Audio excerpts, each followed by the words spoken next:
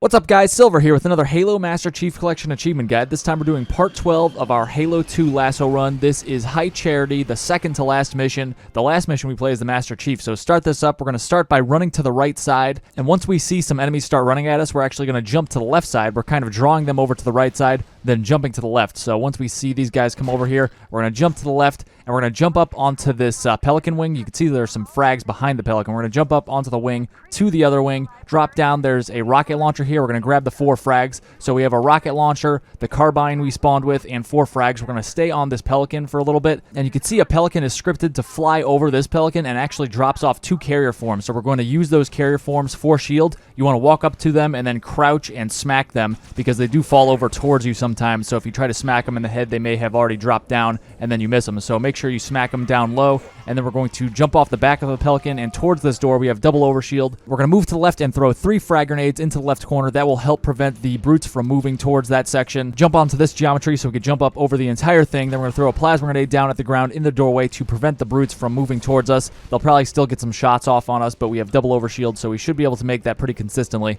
And then we're going to go up the lift, and there's nothing to do here. I will skip ahead. We're going to find some buggers and flood in this next room. So here we are at the top of the lift. There's going to be 3 beam rifles to your right side. We're going to juggle one of them up towards the door, and you want to make sure that when you activate this door and it opens up, you want to back up because there's a bunch of buggers that spawn near you, and they'll just shoot at you. They're scripted to fly away, but they'll get a bunch of shots off on you while they're flying away. So we want to make sure we don't take any damage that we could avoid. We're going to smack this crate up towards the door here and move it through the door and make sure it's kind of flat like it is right there. That's a perfect placement for what we need. So we're going to whip out our beam rifle, throw the rockets up there. We don't need them right now. We're just going to focus on using the beam rifle and the carbine to take out all these buggers, all these flood on the left side. And there's also one brute that is hanging out with them as well. So it's the brute and buggers versus all the flood over there. So we're just going to chip in where we can. I like to start by taking out 4 buggers, and that will actually trigger a spawn on the right side of the map for additional buggers to fly over. So you'll see once you take out 4 buggers, you can look to the right side and you'll see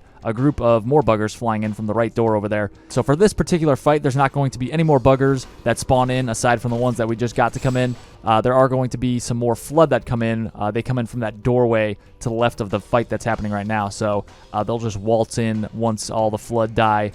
So you can see it looks like there's only that 1 flood left, and he's getting annihilated right now. So now there should be some flood coming in. You can see the door just opened up with the flood reinforcements, and we're just going to let them chip away at each other. For the buggers, I recommend using the beam rifle to take them out. It takes 2 shots with the beam rifle on LASO, and I recommend waiting for them to kind of start hovering. You don't really want to try to shoot them when they're flying around erratically because it's tough to land a shot on them. There's a couple spots where they tend to kind of congregate and just hover, so you can see in the upper left of the battle over there, a handful of buggers like to hang out there from time to time, so that's a good spot to look to for an easy shot. But now you can see they've taken an interest in me, and this is something that definitely is pretty common, so you want to be prepared for this, and this is why we put the crate right there. You could see you could back up through the doorway here and use the ramp to kind of adjust your elevation, and obviously you could crouch and uncrouch, but you could fine-tune your elevation by kind of backing down or up the ramp, and then you could just barely peek your head above the crate and land the beam rifle shots to these buggers. The buggers like to fly down and kind of land on that bridge right there. So they make for really easy targets, especially when you have this box here protecting you, and you can just light them up with a beam rifle here, or a carbine if you run out of beam rifle ammo.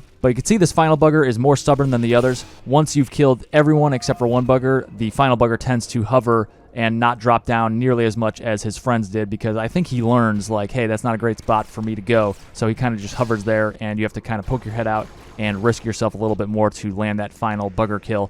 But we're going to focus on any remaining flood now. For the elite combat forms, I like to break their shields with the beam rifle and then finish them off with the carbine. And then for the human combat forms, I like to just lay into them with the carbine because they don't have a shield to begin with. And the brute tends to be dead long before this, but if he's still alive, just headshot him with whatever, really, the carbine or the beam rifle. I'd probably use the beam rifle if I had a choice. But we're going to grab the rockets and the carbine before we make our way over here, because you can't come back from this. Once you go over this on the bridge, you're stuck here. So make sure you have the carbine and the rockets. And we're going to gather shield here from killing these flood bodies. Just kidding. We don't have to wait a minute or 2 minutes to smack and destroy these flood bodies like before. You can see these flood blobs on the wall. These all give you 1 full shield. So smack 1, smack 2, smack 3. Now you have double overshield. There's plenty of overshield to go around here, even for co-op. So smack those things. They take 1 hit. They don't explode or show any indication that they've been killed, quote unquote, like most other things that give you shield do. You just have to kind of take it on faith that it gave you shield. But you can see I just zoomed in on a crate that has carbine ammo in case you need more or forgot your carbine back at the previous section. And we're going to go over this bridge once again. Remember, you can't come back over this bridge, so make sure you have everything you need before you cross. And we're going to look to the right. You don't need to look to the right, just showing you that door opens and buggers fly in from behind you. So immediately walk over here. I like to go to the left side of the door. Most of the time, the flood just walk right past you, and then you could cut in behind them and just walk past. But this time, they clearly saw me, so I just had to finagle my way around them a little bit. I like to throw a plasma grenade down at the doorway, so it hinders them from being able to chase me. And then I like to jump into the left. You can see I smacked one of those flood spores on the wall for shield as I came in, and I like to get this sword as fast as possible so I could kill the 2 flood who are in here. There's always 2 random flood forms. They could be 2 combat forms. You can see we got a carrier and a combat form this time around, so I like to just kill them as fast as possible with that sword. You could run past this part, and a lot of people do, especially speedrunners, obviously.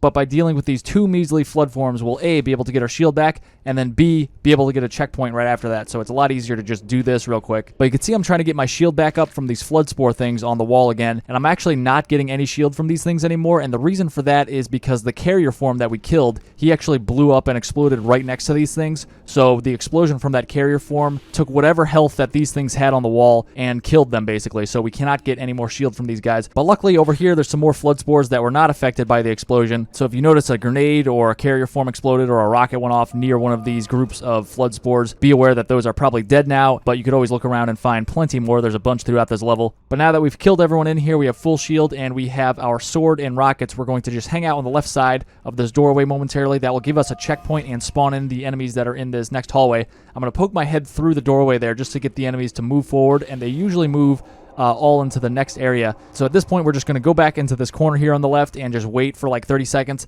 Most of the time, the flood will go up and engage all the Covenant. Sometimes 1 or 2 of them will kind of peel off and go towards us, which is what's happening here, you can see. But we could take them out easily with the sword. And the carrier forms are easy to take out, as you can see, because they have to spend time jumping up to the level we're on. And in the meantime, we could close that gap and then just get ready to crouch and smack them as they drop down. But once we start moving forward, I like to stick any carrier forms I see if they're close enough, because they blow up, cause a big distraction, and the infection forms really cause a distraction because those are actually not affected by the assassin skull, so they are not invisible like all the other enemies. So the Covenant will actually see them and engage them immediately instead of possibly ignoring them because they can't see them that well. But you can see all we did for that section was go up the left side as the enemies were distracting each other and then cut back in once we got to the end. About halfway through this section on the right side, there's a brute shot, so grab that. We're going to reload it, and then we're going to use it real quick to do a brute shot jump. We're going to look down right here as we're moving forward and just jump and shoot, and we're going to get our way onto the top of this structure, and then we'll just continue moving forward to the other side. That way we don't have to cut in towards the right and move towards the enemies.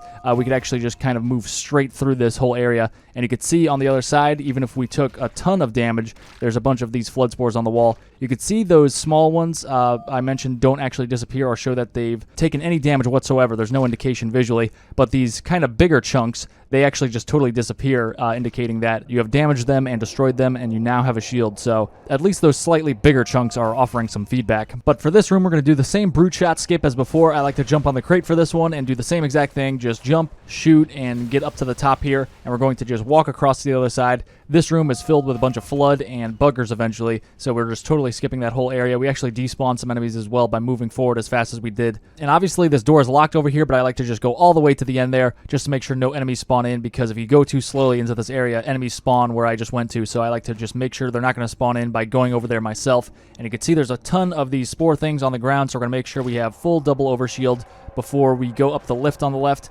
And even if you have more than 2 players, somehow if you're playing 4-player co-op in Halo 2, which is not possible, maybe if you modded it that way, you could actually all get double overshield because there's so much available here on the wall. And right before you get on this lift, you want to make sure you grab the carbine in exchange for your empty brute shot. Your brute shot you pick up only has 2 grenades in it, which is perfect for what we need it for. But you want to make sure you exchange that for the carbine that's sitting on the ground right before this elevator, so you have some carbine to tear into these grunts right off the bat here at the top. But on your way up, you could always hit the elevator button again to get you to drop down. But once you're at the tippity top, you can no longer go back down. So just a note there. And once I've dealt with those grunts, of which there are up to 3 facing you, depending on how distracted they get by the flood, I like to move up to this pedestal on the right and jump into the second hallway here in the wall. And I usually wait here about 30 to 60 seconds, just so the Covenant and the Flood could start distracting each other and really whittling down their numbers. And what I'm really waiting for visually is for the Flood to spawn right in front of me, because you can see my back is all the way up against the wall. So if Flood actually spawn in this corridor that I'm in right now, they will not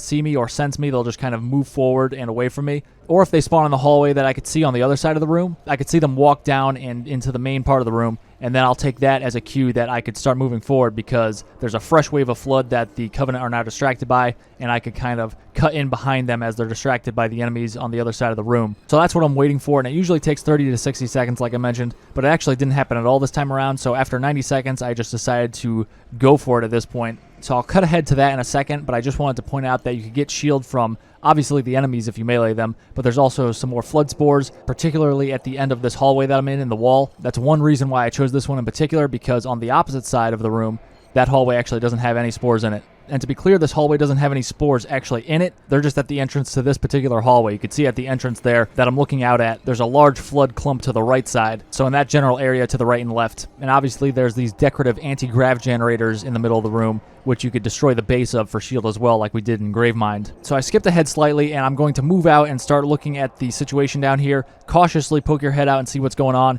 And I can see all the enemies are down there. They're just not engaging each other because they're all invisible. So I just started shooting a couple of the big guys, the Brute, the Combat Form, to get them to kind of have their camo fail so they start fighting each other again. They start seeing each other. And then I'm going to jump up the right side, and you can see there's kind of a slope that goes up the wall here, and I like to use it to get to the end, and then I jump down here in the middle and then back up. And this door takes a while to open, so I have my rockets out ready to shoot anybody who comes nearby and also throw grenades as a follow-up, because you only have 2 rockets from that rocket launcher we picked up in the beginning of the mission. Fortunately, I wasn't seen at all, but if I was to be seen and shot at, I would be throwing those nades and rockets, not necessarily to kill enemies, but just to propel them backwards and delay them as the door opens up behind me. But you can see we exchanged one of our weapons, it doesn't matter which really, for the beam rifle by that dead jackal before we went into this area, and you can see there's a bunch more flood spores waiting for you, so you have double overshield before you go up the lift and to the final section. But I'll go up the lift, I'll skip ahead because it takes a while to get up here. So we've arrived at the top, and you could run right down the middle like a speedrunner would, or you could sword fly, which a real speedrunner would do, or you could turn around, jump on these crates, and then jump on top of this beam of pulsating energy, whatever this thing is that's flying from High Charity directly towards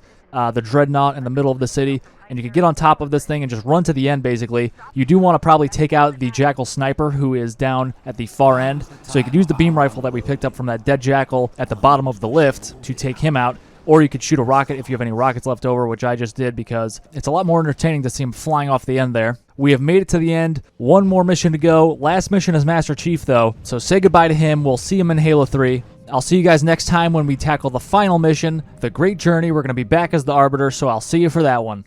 Thanks for watching, guys. If you found that video helpful, be sure to click on the scorpion icon to subscribe and hit that bell for notifications. You can also check out some related guides by clicking on the videos on screen, and you can find links in the description for other social media links of mine. Stay tuned for more Halo guides, and I'll see you in the next one.